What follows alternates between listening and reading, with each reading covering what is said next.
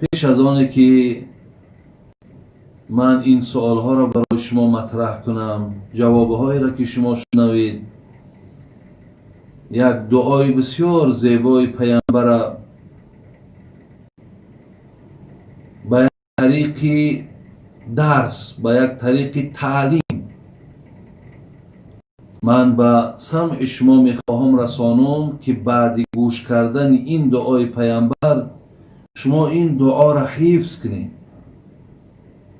زیرا که ما این دعا را در بسیاری از نشستها و عبادت هامون انجام میدیم و دوست می‌دارم که این دعا را هم شما هم حفظ کنید و شما هم از این دعای بسیار زیبای پیامبر استفاده برید.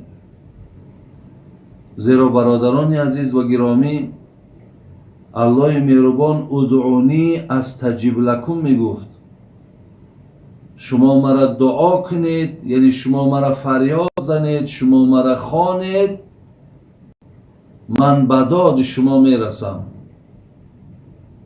من فریاد شما را میشنوم، من دعای شما را قبول میکنم.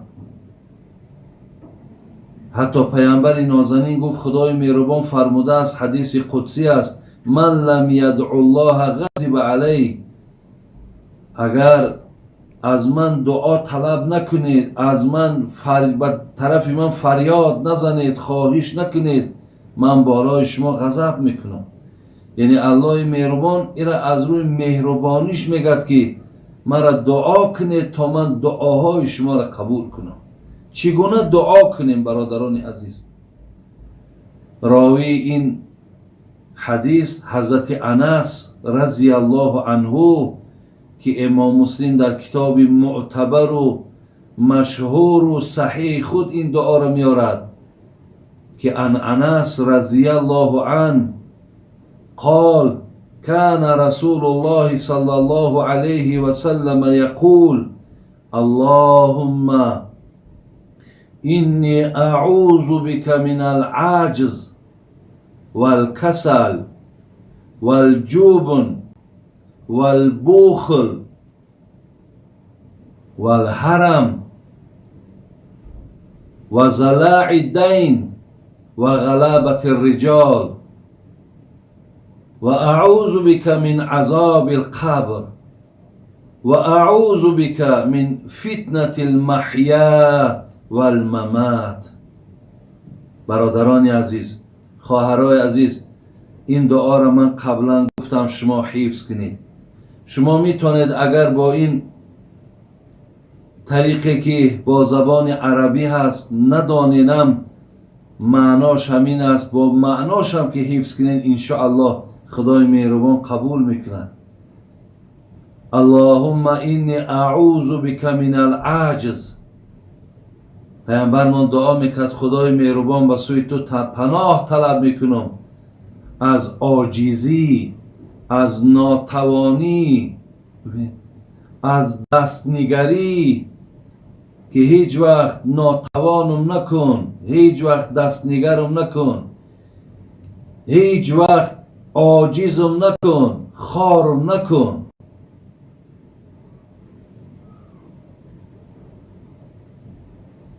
یکم چیزی که پیامبر گفتن. دوم و اعوذ بک من گفتیم فرمود من العجز والکسل، و پناه طلب میکنم به سوی تو را اینکه از زمره بندگان تنبل نباشم. یعنی بنده باید تنبل نباشد. برادر عزیز، چی در حیات، چی در کار و بار زندگی و چی در بندگی خدا. یعنی الله مهربان مرا از تنبلی نجات بده، مرا از زمره بندگان تنبل نگردان. والکسل والجبن، الله مهربان به سوی تو پناه طلب میکنم که از زمره بندگان ترسانچک نباشم، از زمره بندگان غیور تو باشم، از زمره بندگان جسور تو باشم. و پناه طلب میکنم از بخل، یعنی خدای مهربان اگر مالدارم کرده باشی از زمره انسانهای گردان که تا من دستی سخا داشته باشم، دستی دهنده داشته باشم، یا بخل معنای دیگر هم دارد، خدایا از زمره انسانهای نباشم که به دیگر بندگان تو بخیل باشم.